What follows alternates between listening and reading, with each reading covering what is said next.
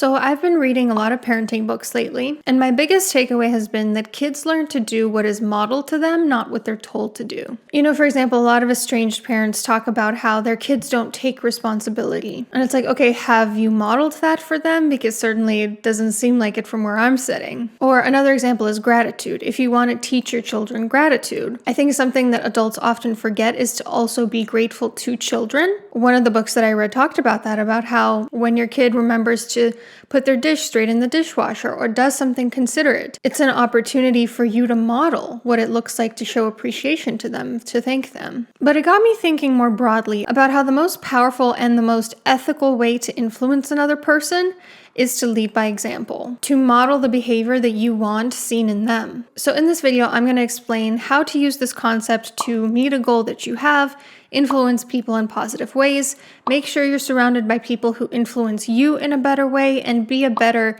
parent or friend or relative, whatever it is. Without further ado, let's get into it.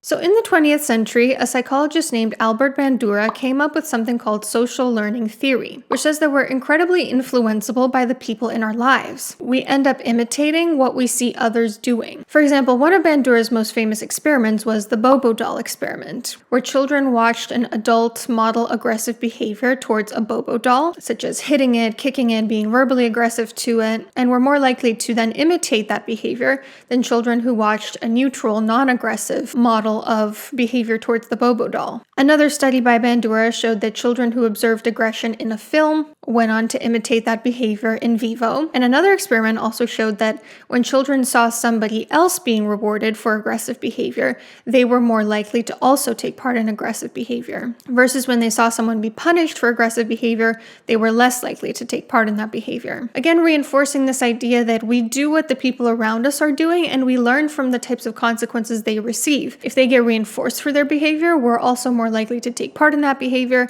And if they get punished for their behavior, we're less likely to take part in it. Also, study after study has found that if someone in your immediate circle has a baby, you're also more likely to have a baby within the next 5 years. Why is this? It gives us a template of what's possible for us. I've spoken about how watching my cousins have kids these past few years, I really get to see that you can absolutely integrate a baby into your rich life. Versus I think if I didn't have that model of what's possible for me, I probably would have delayed having a baby longer than I am. If someone in your social circle is a criminal, you're more likely to be shot even if you yourself are not a criminal. In school, peer influence is really important. I remember when I was in high school, one of my best friends was somebody who turned out to be the valedictorian, and I definitely noticed a difference that when I became friends with her, my academic performance also inadvertently went up. Just by surrounding yourself with certain types of people, they can bring you up or down in different areas. This is also why addicts struggle to stay sober when they go back to their social group, like after rehab. Part of it is behavioral cues that have sort of conditioned them to take part in the addiction, but part of it is also just that we do what we see. It's easy to stay sober when you're a hermit, but much harder to do that when you're with a group of people you used to go clubbing with, for instance. It's also why parents with certain personality disorders or addiction or abusive behavior model these things to their children, and then those children are also more likely to take part in these things. There is, of course, a genetic element as well, and a trauma reaction element, but part of it is also that we just mimic what we see. I think we've all had moments when we said something and we thought, oh my God, I just sounded like my mom or my dad just then. Certain mental disorders are even socially contagious. There's a plethora of examples in today's society, but I'll just stick to the one I know, which is that when I was growing up, eating disorders were kind of things that you picked up from people in your environment.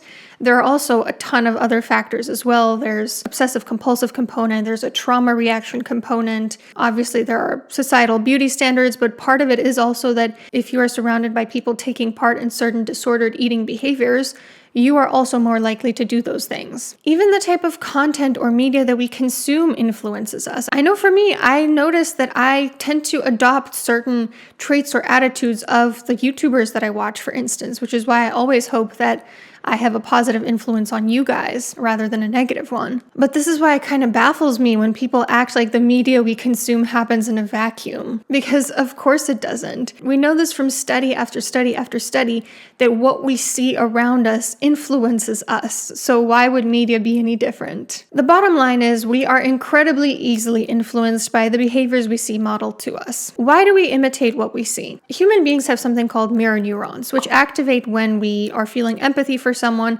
and sort of helps us mirror back what that person is doing. For example, when you see somebody else yawn, your mirror neurons fire, making you more likely to yawn as well. Babies imitate facial expressions from pretty early on in infancy, suggesting that there might be some sort of innate mechanism there. This is evolutionarily adaptive since we are learning quickly from trial and error, and mimicking what other people does helps us belong to the group, which helps us survive. There's also an element of something called observational learning, which is when we learn by watching other people do, and by watching the consequences for their actions. If we see someone getting pleasant consequences for something, then we think, oh, that sounds pretty nice, I want to experience that as well. Versus if we see someone experience a punishment for doing a certain behavior, then we kind of go, okay, maybe I shouldn't do that. So let's talk about how to use this concept to your advantage. But before we go into that, I am beyond excited to again be participating in the mental health bundle this year, this time with my course, Goal Getter, the Mindset and Habits of Winners. If you missed it last year, the mental health bundle is a massive sale on over 60 courses and ebooks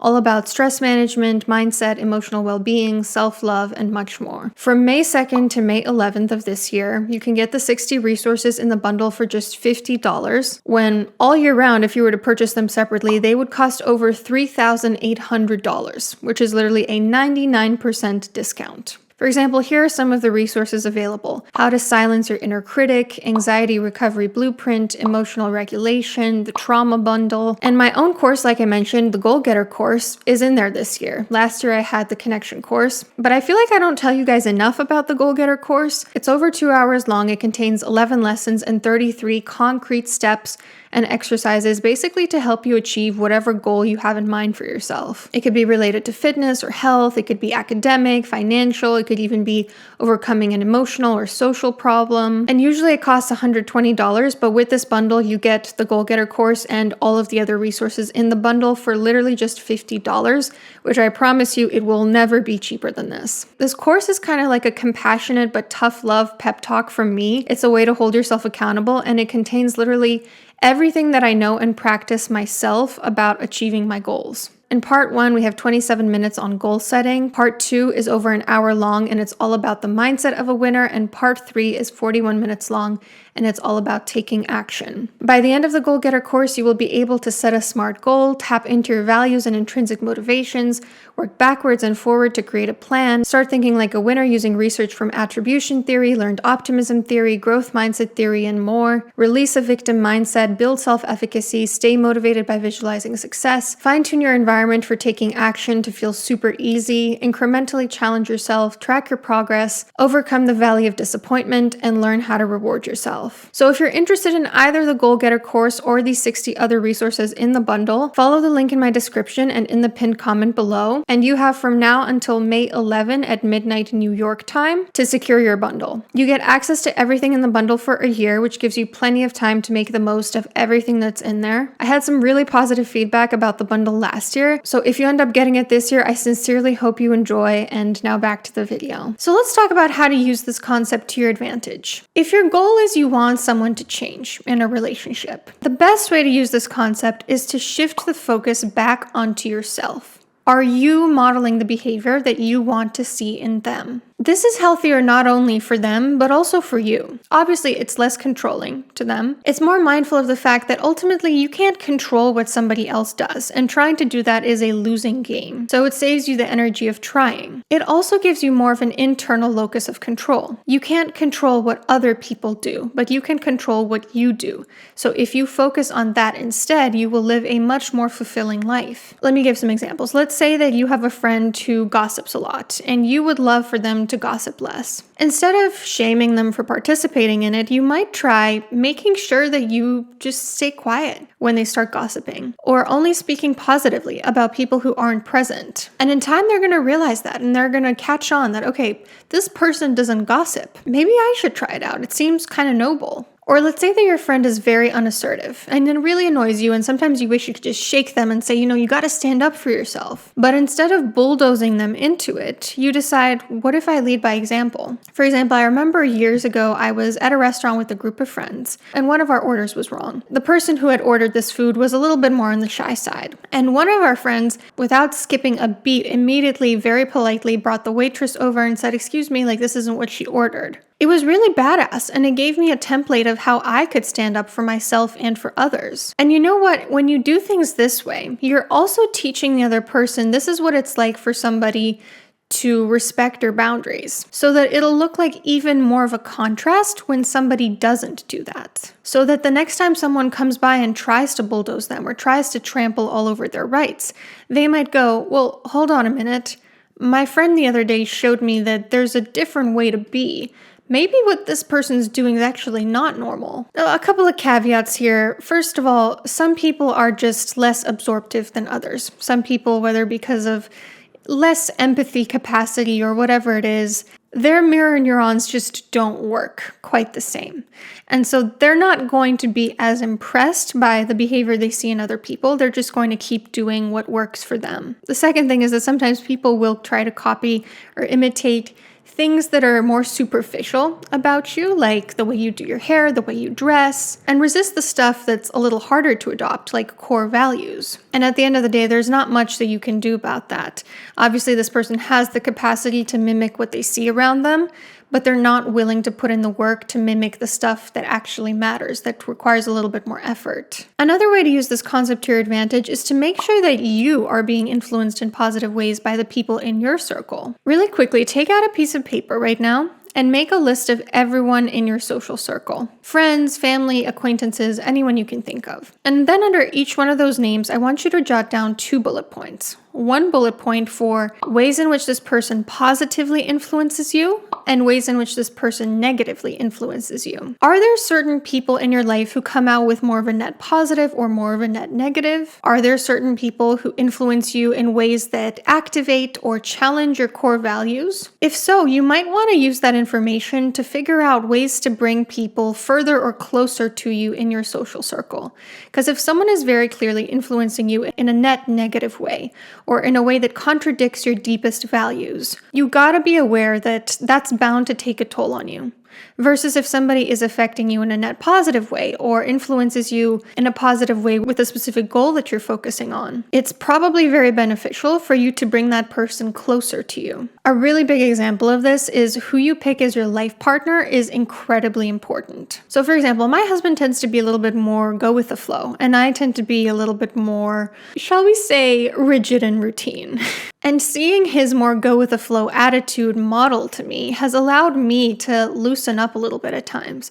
Just the other day, for instance, I wanted to keep reading a little bit, and he had turned on the TV while I was grabbing a bite to eat. And I could have said, I don't really feel like watching TV right now. I kind of want to keep reading. But because I know that that's not what he would have done in that situation, I remember thinking, no, just go with it. He wants to watch an episode of something. It's the weekend. Why not? Don't be such a hard ass about it. And vice versa, I think I've also had a positive influence on him with things like discipline.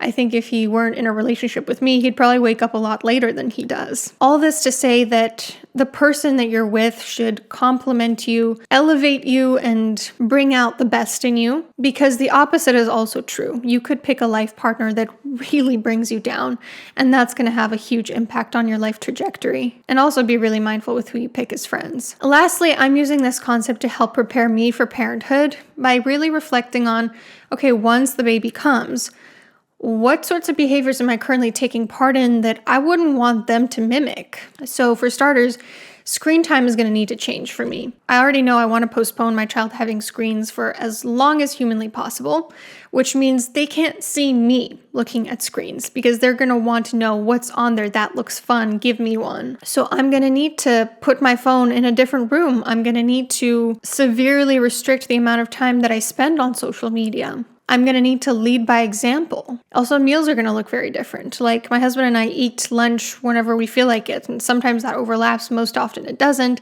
and then we usually have dinner in front of the TV. That's going to need to change. We're going to need to turn mealtime into like a family quality time opportunity. I'm going to need to be more playful, more mindful. I'm going to need to be a little bit stricter with myself about, hey, like weekends are for having fun, for bonding with people, not just reading as much as humanly possible. I'm also going to need to be more careful about the way I speak about myself and others. Kids really pick up on when their parents, for instance, say negative things about themselves. And parents might not realize, well, I'm talking about myself. Why would they internalize that about them? Again, because they pick up what is shown to them. If you're speaking critically about yourself, your appearance, whatever it is, your child is going to internalize that and it's going to become their inner monologue. So in conclusion, use this concept of social learning theory to your advantage. When you want somebody to change, focus instead on how you can better embody the behavior you want to see in them. Make sure you are being positively influenced by the people in your social circle. Make sure you're using this concept to be a better parent, friend, or whatever else it is. Hope this video was helpful, and I'll see you soon.